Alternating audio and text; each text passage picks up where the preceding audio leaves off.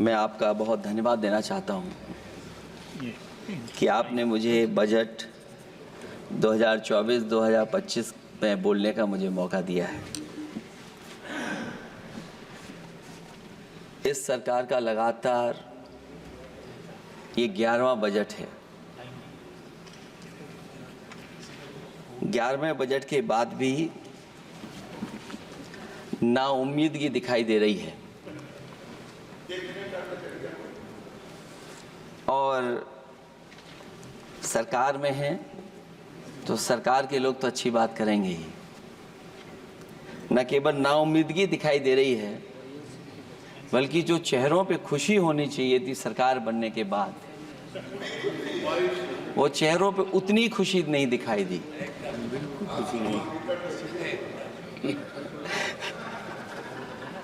ये 11वें बजट में बेरोजगारों के लिए, युवाओं के लिए, गांवों के लिए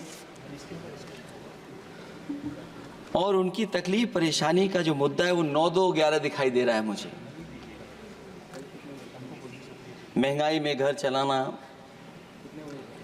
बच्चों को पढ़ाना और घर के बड़े बुजुर्गों की दवा इलाज से लेकर के महंगाई का जो सामना करना पड़ रहा है, ये बातें परिवार वाले बखूबी जानते हैं।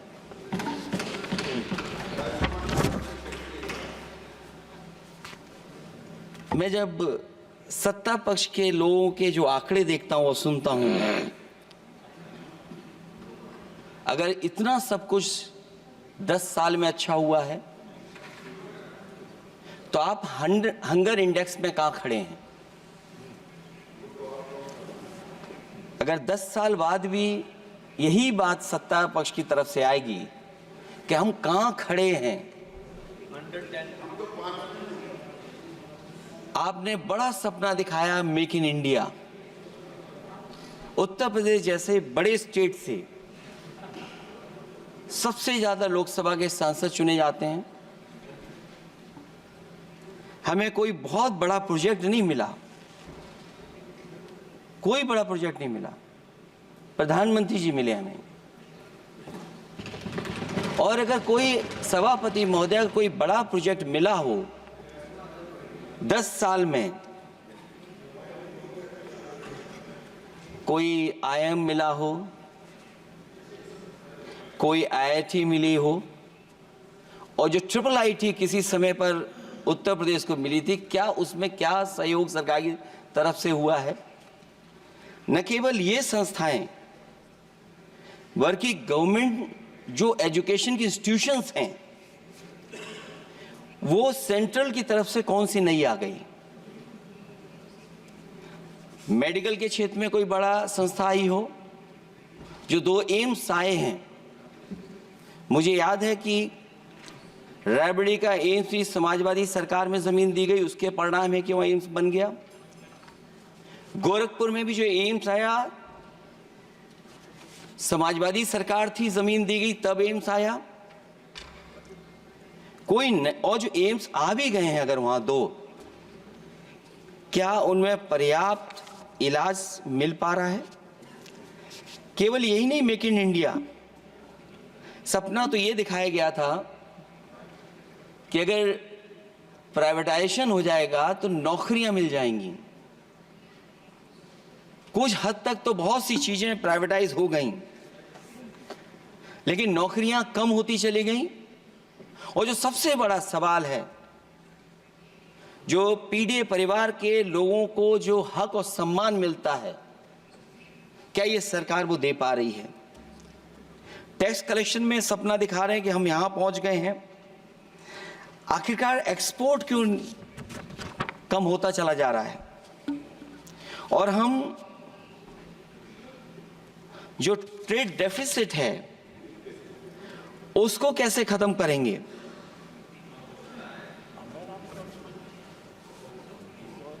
दस साल में अगर हम वहीं के वहीं खड़े हैं और कोई ऐसा कुछ न दिख रहा हो और परिणाम जो रिजल्ट आए हैं यूपी के, उसमें दिखाई दे रहा है कि आपने कितना काम किया है। सभापति महोदय, अगर ये सब कुछ अच्छा किया होता तो क्या परिणाम ऐसे आए होते? जहां हारे ही नहीं हैं आप, सीटें ही कम नहीं हुई हैं। देश के प्रधानमंत्री जी भी वोट से हारे हैं, वोट से हारे हैं। जो कभी 5 लाख तक जीतना था जिन्हें, या 10 का टारगेट बनाया था, कितने से जीते? तो कम से कम इन चीजों को तो देखें। मैं जब सुनता हूं सत्तापक्ष लोगों को तो मुझे वो लाइनें याद आ जाती कि वो झूठ बोल रहा था, बड़े सलीके से मैं एतवार न करता तो और क्या करता।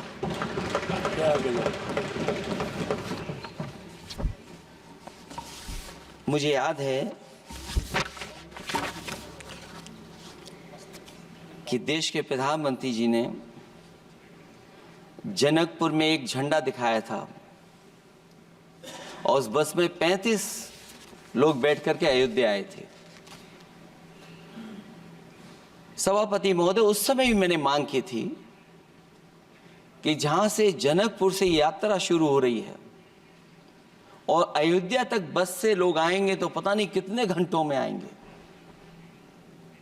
मैंने मांग की थी कि वहां से लेकर के अयोध्या तक एक्सप्रेसवे बनना चाहिए कि कम से कम जो जनकपुर से आए और अयोध्या दर्शन करने आ रहे हैं और बस से आ रहे हैं, कम से कम उनकी तकलीफ परेशानी तो कम होती। जो आप कहते हैं कि एफडीआई बहुत आया है, मैं अभी सुन रहा था, कहा कि टेलीफोन बनने लगे। टेलीफोन बन नहीं रहे हैं, मोबाइल बन नहीं रहे हैं। वो समाजवादी पार्टी के समय पर नोएडा में जो इंडस्ट्रियल पॉलिसी थी, इलेक्ट्रॉनिक पॉलिसी थी, उसके तहत आई थी। वो इंडस्ट्री जितनी आई है उस समय उस पॉलिसी के तहत आई और बन नहीं रहा है, मेक इन इंडिया नहीं हो रहा है। लेकिन जमीन किसने दी है? जमीन किसने दी थी उन लोगों को? बिना जमीन पर हवा में बना दो तो मैं आपका धन्यवाद दूंगा। उस पॉलिसी के तहत वो झूठ बोल रहा था बड़े सलीके से। आप कह रहे हैं कि एफडीआई लाए हैं हम लोग। एफडीआई, अगर पूरे देश का हम एफडीआई देखें तो उत्तर प्रदेश को कितना एफडीआई मिला है? सभापति महोदय, अगर 1% से ज्यादा भी एफडीआई उत्तर प्रदेश को मिला हो तो बताइएगा आप। जो प्रोजेक्ट डिले हो रहे हैं, जिसकी वजह से कॉस्ट ओवररन हो रही है, उसका जिम्मेदार सभापति महोदय कौन है? डबल इंजन की सरकार है। लखनऊ में भी सरकार आपकी है, दिल्ली में भी सरकार आपकी है। आखिरकार ऐसा क्यों हो रहा है? और आज ही जब सदन में सभापति महोदय हम लोग आए हैं तो एक और रेल एक्सीडेंट की खबर सुनी है। जब से ये सरकार आई है, रेल एक्सीडेंट्स और पेपर लीक में कंपटीशन चल रहा है कि कौन आगे जाएगा।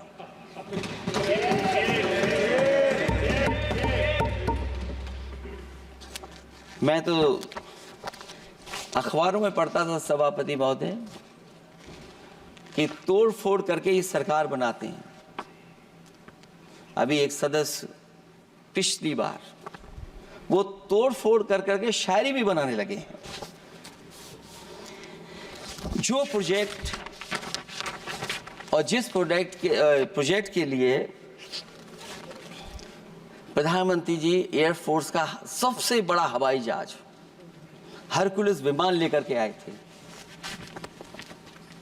और वो सड़क पर उतरे थे, वो एक्सप्रेसवे पर उतरे थे। मैं समझता हूं सभापति महोदय, यहां जितने माननीय सदस्य हैं सब ने देखा होगा और सब ने निर्देश के अनुसार उस पर ट्वीट भी किया होगा। वो जो एक्सप्रेसवे अगर किसी ने बनाया था सभापति महोदय, जो डिजाइन, टेक्नोलॉजी का पार्ट, अलाइनमेंट, वो समाजवादियों की देन थी, वो आपकी देन नहीं थी। ये बात मैं इसलिए कह रहा हूं सभापति महोदया, क्योंकि इस बजट में सरकार चलाने के लिए आपने पैकेज दिया है। हमें कोई नाराजगी नहीं है पैकेज देने की, आप पैकेज और दीजिए। लेकिन अगर आप बक्सर से भागलपुर एक्सप्रेसवे बना रहे हैं तो आप उत्तर प्रदेश की पूर्वांचल एक्सप्रेसवे को क्यों नहीं जोड़ रहे हैं? और मैं तो कहूंगा आपसे कि केवल अगर आप 25 किलोमीटर जोड़ देंगे, जहां पूर्वांचल एक्सप्रेसवे रुक गया था, केवल 25 किलोमीटर आप जोड़ देंगे तो दूसरे काम को अपना जो बनाते हैं, आप ये कह पाएंगे कि दिल्ली से लेकर के आपने भागलपुर तक एक्सप्रेसवे दिया है। हाँ जी, वो अभी से नहीं, बहुत पहले से बन रहा है। बहुत पहले से बन रहा है। मैं ये नहीं कहना चाहता कि क्या दिया आपने, मैं ये कहता हूं कि अगर आप बक्सर से भागलपुर एक्सप्रेसवे दे रहे हैं केवल बिहार के लोगों को खुश करने के लिए, मैं उससे सहमत हूं कि आप बिहार की तरक्की के लिए एक्सप्रेसवे दें, लेकिन जो पखनपुरा जो आखिरी गांव है जहां पर छूट गया है, वहां से आप क्यों नहीं जोड़ रहे हैं? और हमारे स्टेट के लिए आप कोई नया एक्सप्रेसवे क्यों नहीं दे रहे हैं? आप हमारे लिए क्यों नहीं दे रहे हैं एक नया एक्सप्रेसवे? आप दिल्ली के बजट से दे रहे हैं, आप यूपी अपने बजट से बना रहा है। आप बताइए कोई यूपी को आपने एक्सप्रेसवे दिया हो? कोई एक्सप्रेसवे नहीं दिया। और मैं तो कहूंगा, और याद दिलाइएगा अपनी सरकार को, एक बुंदेलखंड एक्सप्रेसवे बना था, अभी बताएंगे आपको उसका भी। सभापति महोदय, एक बुंदेलखंड एक्सप्रेसवे दिया सरकार ने, उत्तर प्रदेश सरकार ने, वो दिल्ली के बजट का नहीं है। मैं मांग कर रहा हूं कि दिल्ली के बजट से कोई एक्सप्रेसवे मिलना चाहिए। जो बुंदेलखंड एक्सप्रेसवे दिया, प्रधानमंत्री जी उद्घाटन कर करके वापस लौटे। अब रिपेयर का पैसा कौन देगा? वो आज भी रिपेयर मांग रहा है। सभापति महोदय, कोई कल्पना कर सकता है कि नया एक्सप्रेसवे बना हो जिसका प्रधानमंत्री जी ने उद्घाटन किया हो, वो आज रिपेयर मांग रहा हो? और वो एक्सप्रेसवे 6 लेन नहीं है, वो 4 लेन है। मैं इसमें भी सुझाव देना चाहता हूं, ये जो बुंदेलखंड वाला एक्सप्रेसवे है, ये अभी 15,000 करोड़ से ज्यादा का बना है स्टेट गवर्नमेंट का। इसको मुनाफा नहीं हो रहा, टोल कलेक्शन नहीं है बहुत ज्यादा। इसको सतना से जोड़ दिया जाए और बुंदेलखंड जहां से शुरू हो रहा है हमारे डिस्ट्रिक्ट इटावा से, कम से कम उसको हरिद्वार तक ले जाना चाहिए। अगर हरिद्वार से लेकर के सतना लोग चले जाएंगे तो शायद बुंदेलखंड के लोगों को भी लाभ होगा। और सबसे बड़ी बात है सभापति महोदय, दिल्ली और लखनऊ मिलकर के उन एक्सप्रेसवे की सेफ्टी से और उसकी डिजाइन से खिलवाड़ कर रहे हैं। जो इंडियन रोड कांग्रेस कहती है, जो डॉक्यूमेंट कहता है, वो ये कहता है कि मीडियन सड़क का 12 मीटर से लेकर के 14 मीटर होना चाहिए। आप जाकर के देख के आइए, जो पूर्वांचल वाला बना है उसका मीडियन कितना है? क्या भविष्य में आपने चलने वालों की सेफ्टी के साथ खिलवाड़ की है कि नहीं की है? ये आपको विचार करना पड़ेगा। जिस समय लद्दाख और चीन को लेकर के सवाल उठा था सभापति महोदय, उस समय पॉलिटिकल पार्टी से सुझाव मांगे गए थे और सुझाव ये मांगे गए थे कि आप क्या सुझाव देना चाहते हैं। तो उस समय जो सुझाव समाजवादी पार्टी ने दिया था, वो सुझाव ये था कि लिपू लेक से लेकर के आपके ग्वालियर तक 6 लेन हाईवे बनना चाहिए। कभी जरूरत पड़ने पर सीमाओं पर हमारी फौज का आना जाना जल्दी हो जाए। और मुझे याद है, जो अखबारों में मैंने पढ़ा था, सरकार ने उसको स्वीकार कर लिया था कि 6 लेन हाईवे बनेगा वो। लेकिन जब टेंडर की बात आई तो सुनने में आया कि वो 4 लेन बनने जा रहा है। और अभी जब वो काम हो रहा है, जब काम मैंने दोबारा उसको देखा तो पता लगा कि डबल लेन पेव शोल्डर बन रहा है। सोचिए, कहां 6 लेन बनाने की बात थी, आप डबल लेन पेव शोल्डर बना रहे हैं। और पता नहीं कौन उस हाईवे को डिजाइन किसने किया है डिजाइन, कि जितने भी कस्बे उसके आसपास पड़ रहे हैं, कस्बे वाले अब नाला कहां से बनाएं, घर ऊंचा करें कि सड़क को तोड़ें। बहुत सारे कस्बों को वो समस्या के संकट में डाल दिया है सरकार ने।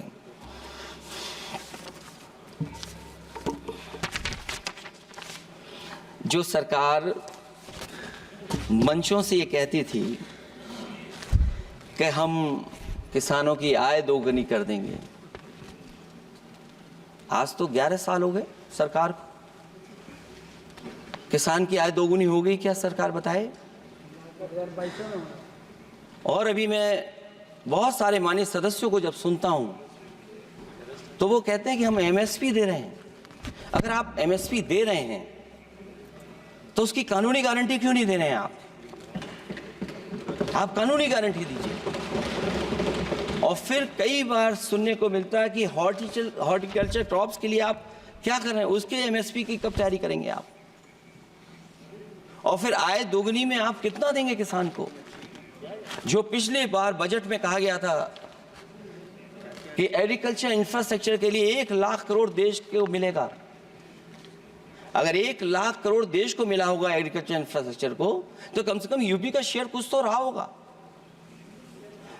सभापति महोदय, सरकार ने अगर एक भी मंडी बनाई हो तो बता दें।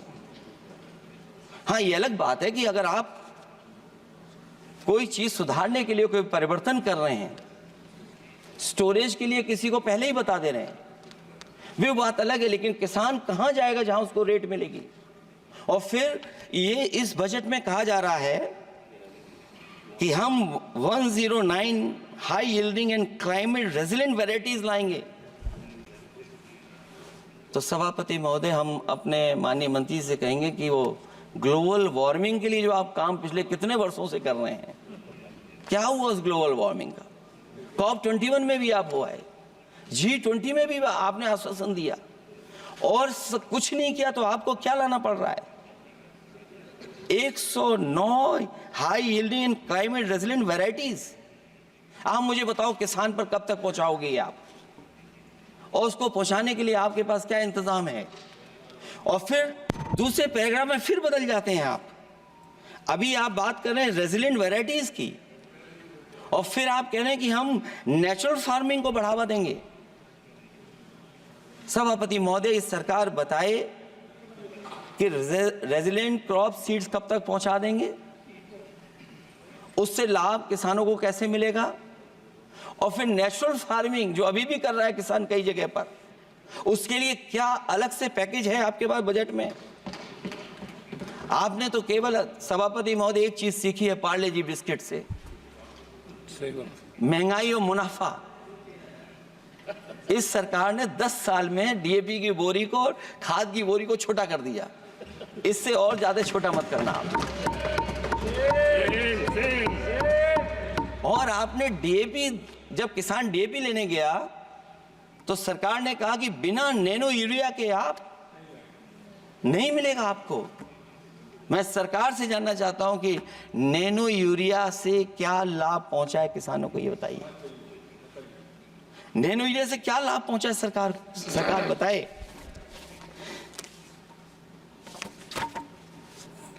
हमारे यहां बड़े बड़े आयोजन हुए सभापति महोदय, इन्वेस्टमेंट मीट के बड़े बड़े आयोजन हुए इन्वेस्टमेंट मीट के, और 5 लाख करोड़ के एमओयू साइन हो गए। 5 लाख करोड़ के। मैं ये सभापति महोदय, बजट हमारी क्या मदद कर रहा है उत्तर प्रदेश के उद्योग लाने के लिए? और ऐसे आयोजन हुए जिसमें देश के प्रधानमंत्री आए, देश के राष्ट्रपति आए, और देश के जितने बड़े उद्योगपति सब आए थे। लेकिन आज यूपी को क्या मिला वहां पर? किसानों के लिए एग्रीकल्चर सेक्टर में बड़े बड़े एमओयू हुए, लेकिन आज जमीन पर कुछ नहीं दिखाई दे रहा है। मुझे याद है समाजवादी सरकार में, क्योंकि देश का सबसे ज्यादा उत्पादन दूध का अगर कहीं हो रहा है तो उत्तर प्रदेश में हो रहा है, और उस उत्पादन को बढ़ावा देने के लिए और इन्वेस्टमेंट लाने के लिए उस समय की सरकार ने फैसला लिया कि अगर बाहर से भी कोई डेयरी या डेयरी प्लांट लगाना चाहेगा तो उसमें सरकार सहयोग करेगी। और परिणाम ये हुआ कि गुजरात की 3 अमूल प्लांट लग गए यूपी में। तो मैंने उद्घाटन किए, एक देरी से हुआ तो देश के प्रधानमंत्री जी ने किया। लेकिन उसके बाद कोई नया प्लांट आया हो तो बता दें। जो अमूल से पुरानी संस्था है, क्या उसका सहयोग कुछ करेंगे आप लोग? क्या आप पराग का सहयोग करेंगे कुछ? न केवल दूध उत्पादन में उत्तर प्रदेश आगे है, बल्कि चीनी में और गन्ने की पैदावार में भी कभी आगे कभी पीछे होता है। किसानों को भरोसा दिलाया गया था कि उनकी भी आय दोगुनी हो जाएगी, उनको भी बहुत सुविधाएं दी जाएंगी, बिजली फ्री दी जाएगी। सभापति महोदया उन्हें फ्री बिजली नहीं दी सका। ये आश्वासन था आपका। और आज अगर उत्तर प्रदेश पिछड़ इसलिए रहा है क्योंकि सबसे महंगी बिजली अगर कहीं कोई पा रहा है तो उत्तर प्रदेश पा रहा है। और मुझे याद है, क्योंकि बात ये मुझे इसलिए कहना चाहिए, बीजेपी के एक विधायक जो सबसे बुजुर्ग थे, वो देश के प्रधानमंत्री जी के क्षेत्र में बिजली 24 घंटे आए, उसके लिए वो धरने पे बैठ गए थे। वहां के अधिकारियों ने कहा कि बुजुर्ग हैं, इनका स्वास्थ्य बेहतर नहीं है, इनका धरना आप उठवा दीजिए। मैंने सभापति महोदय उनको बुलाया, मैंने उनकी बात सुनी। उन्होंने कहा कि प्रधानमंत्री जी के क्षेत्र में 24 घंटे बिजली होनी चाहिए। उसी दिन मैंने फैसला ले लिया कि प्रधानमंत्री के क्षेत्र में 24 घंटे रहेगी बिजली। और मैंने उससे मांग की सभापति महोदय कि उत्तर प्रदेश देश के प्रधानमंत्री को बनाने में सबसे बड़ा सहयोग किया है, इसका कम से कम बिजली का कोटा तो बढ़ जाए यूपी का। वो 8 साल हो गए, उत्तर प्रदेश ने देश के प्रधानमंत्री को तो दे दिया, लेकिन अभी तक बिजली का कोटा नहीं बढ़ा। हमें उम्मीद है 11 शुभ होता है, इस 11वें बजट में कुछ सुविधाएं ऐसी उत्तर प्रदेश को दी जाएंगी जिससे वहां के लोगों को लाभ पहुंचे, मदद पहुंचे।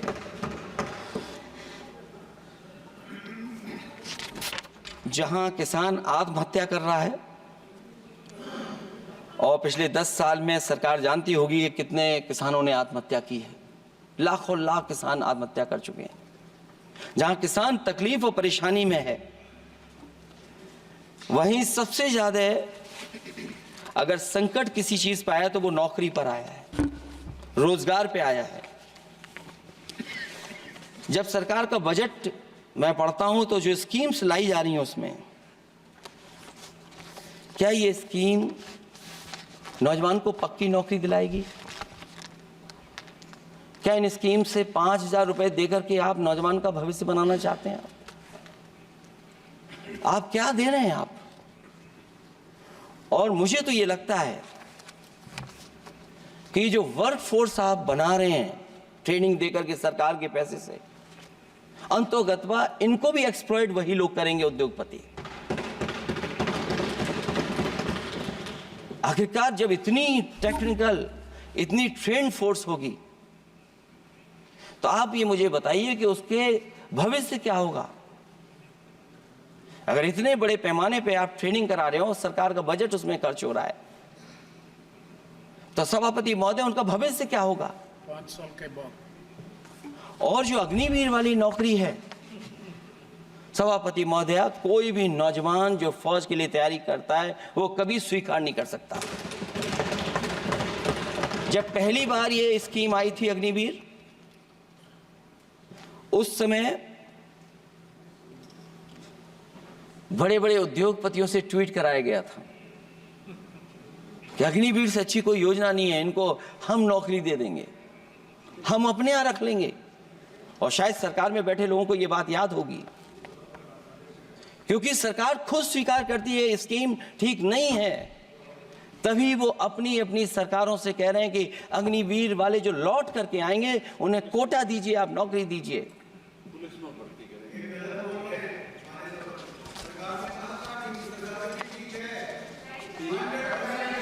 नहीं ठीक है, नहीं ठीक है, नहीं ठीक है। बीजेपी मुख्यालय पे चौकीदार लगाएंगे। सभापति महोदय, मैं बैठ जाता हूं, आप खड़े होकर के कह दीजिए अग्निवीर व्यवस्था अच्छी है। मैं इस सभा में खड़े होकर कहता हूं, उस राज्य से तो हिमाचल प्रदेश से जिसने पहला परमवीर चक्र विजेता मेजर सोमनाथ शर्मा दिए, कारगिल के युद्ध में सबसे ज्यादा शहीद होने वाले हिमाचल प्रदेश के वीर नौजवान थे। 4 परमवीर चक्र विजेता हुए, उसमें से 2 कैप्टन विक्रम बत्रा और सूबेदार संजय कुमार हिमाचल प्रदेश से हुए। और मैं कहता हूं, जी हां, जो लंबे समय से मांग थी 1 रैंक 1 पेंशन की किसी सरकार ने पूरी नहीं की, वो नरेंद्र मोदी जी की सरकार ने यहां पर पूरी की है। और मैं एक बात और कहता हूं, अखिलेश यादव जी सुन ले, अग्निवीर में 100% एम्प्लॉयमेंट की गारंटी है और रहेगी। माननीय सदा साहब अपनी बात सभापति महोदया, जो मैंने बहुत छोटा सवाल पूछा था, मैं दूसरी बात कहता हूं, अगर ये जो बात आप कह रहे हो, तो आपको जरूरत क्यों पड़ रही कि आपको उत्तर प्रदेश में और प्रदेशों में कोटा देना पड़ रहा है 10%?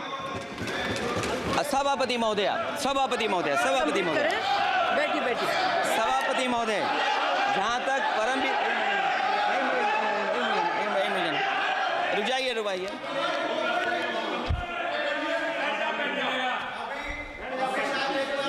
अरे सुन लेने दो। माननीय सदा साहब अपनी सभापति महोदय, चैल जानते हैं आप कहाँ हैं? चैल जानते हैं आप कहाँ हैं? कभी गए हो उस मिलिट्री स्कूल में? मैं खुद मिलिट्री स्कूल का पढ़ा हूँ। और आप परमवीर चक्र की बात कर रहे हो, तो हम भी तमाम नाम गिना सकते हैं। माननीय सदस्यों से मैं आग्रह कर रही हूँ, आपस में चर्चा न करें। ये सभापति महोदया, जी 1 मिनट से भी कम, मैं आपके सामने कहना चाहता हूं, ये तो केवल मिलिट्री स्कूल गए हैं।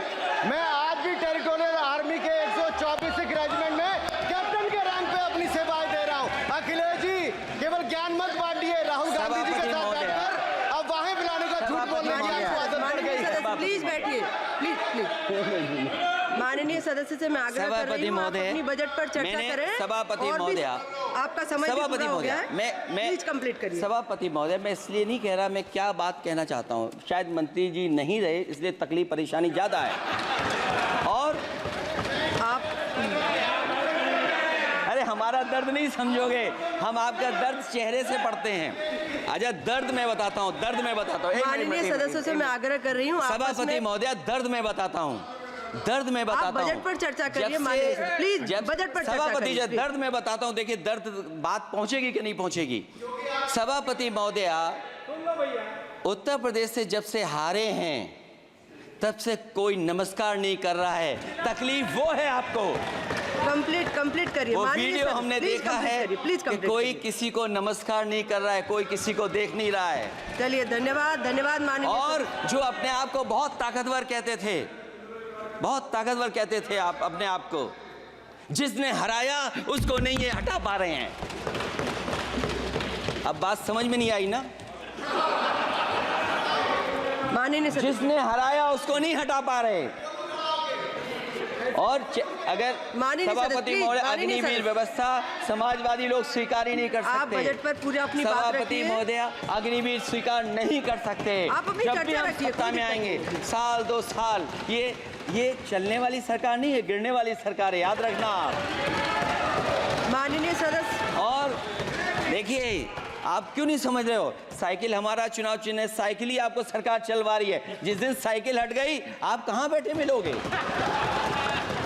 और दूसरे हमारे साथी हैं जो हमें लेकर के यहाँ लाए थे, माननीय हम यहाँ सदस्य से मैं छूट गए, आग्रह कर रही चले हूँ, गए कंप्लीट वहाँ। करिए। सभापति महोदय, मैं दो तीन बातें कहता हूँ यूपी को लेकर के मैं मांग करता जी, हूँ। कंप्लीट करिए आप। सभापति महोदय, चंबल एक्सप्रेस वे बनना चाहिए, क्योंकि देश का सबसे बड़ा एक्सप्रेस वे जो 1 लाख करोड़ का बना है वो दिल्ली मुंबई से है, और यूपी को क्यों नहीं जोड़ रहे हैं आप? गंगा को लेकर के सब चिंतित हैं। गंगा की सफाई अभी नहीं हुई है। जो बजट गया पता नहीं कहाँ चला गया, किसी को नहीं पता। जैसे पानी बहा वैसे ही बजट भी चला गया। दूसरा, क्योंकि मंत्री जी बैठे हैं, वो जानते होंगे मंत्री जी कि देश की सबसे अच्छी लाइन सफारी बनी है इटावा में, और उस लाइन सफारी को बनाने में हम लोगों को बहुत समय लगा, क्योंकि एक लाइन सफारी, एनिमल सफारी अगर बननी हो उसको बनाने में बहुत टाइम लगता है, बहुत जगह से परमिशंस लेनी पड़ती हैं। हम लोगों को परमिशंस नहीं मिली, और क्योंकि वो प्रोजेक्ट अच्छा है, एशियाटिक लाइन्स की ब्रीडिंग शुरू हो गई वहाँ पर। ये सरकार इसलिए नहीं शुरू करना चाहती है क्योंकि वो समाजवादियों ने बनाई है। पहली बार देश में एशियाटिक लाइन्स पैदा हो रहे हैं। नहीं, वहाँ पर इटावा में पहली बार हो रहे हैं, और वो इसलिए नहीं शुरू कर रहे हैं। और वो शेर मैं बता दूंगा आपको, शेर आया था कि कोई और आया था, वो कहानी मैं नहीं पढ़ूंगा यहाँ पर,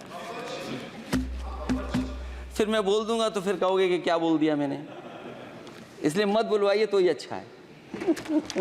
कि कुछ तो धन्यवाद माननीय सदस्य, धन्यवाद। कुछ मत बुलवाइए मुझसे। सभापति महोदय, मैं ये कहना चाहता हूँ कि लाइन सफारी, एनिमल सफारी उस क्षेत्र की, यूपी की प्राइड है वो, कि पहली बार ब्रीडिंग सेंटर एशियाटिक वहाँ पर बन गया है। दिल्ली की सरकार और यूपी की सरकार मिल करके उसको शुरू नहीं होने दे रही है। मुझे उम्मीद है कि उसको शुरू करवा देंगे आप। और आखिरी में मैं कहता हूँ, चलते चलते आप 2 लाइनें कहता हूँ, बुनियाद को नकार कर जो इमारतें उठाएंगे, हम भी देखते हैं वो किस मंजिल तक जाएंगे। धन्यवाद। बहुत बहुत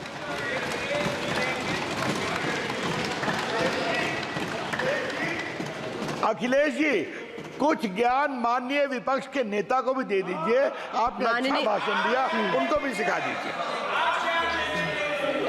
हालांकि अयोध्या को मैंने कहा हम काम नहीं रोक रहे हैं, लेकिन सभापति महोदय मैं कहना चाहता हूं, इन लोगों का कौन टाउन प्लानर है, कौन आर्किटेक्ट है, मैं नहीं जानता हूं, लेकिन ये जब सरकार से चले जाएंगे तो विश्व की सबसे बढ़िया नगरी अगर कोई बन करके दिखाएंगे तो वो अयोध्या नगरी होगी। माननीय सदस्य, क्योंकि इससे बड़ा सम्मान और कोई नहीं हो सकता।